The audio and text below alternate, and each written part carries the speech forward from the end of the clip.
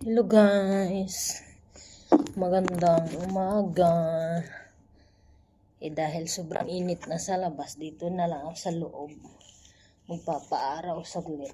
Ngayon habang nagsusuklay ng buhok. Sobrang init na sa labas. Magpapaaraw lang saglit habang nagsusuklay ng buhok.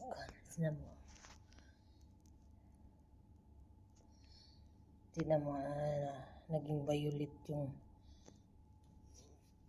tinailong ko. Yung araw sa likod ko.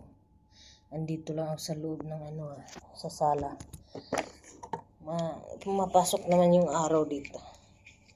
Lalo na ngayon na summer na. Nakakaanong lumabas ng bahay dahil sa tindi na ng init. Nag-umpisa na yung mataas nung isang araw doon. Nag-50 degrees yung init Kauumpisa lang ng summer, ganun nakatindi ng init. Lalo na to sa mga June, July, August. Baka tataas sa 70 yung degree ng araw. Ayan, no?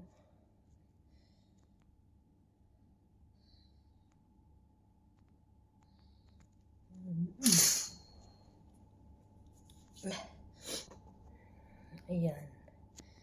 Dito na tayo sa loob kasi tindi ng init sa labas.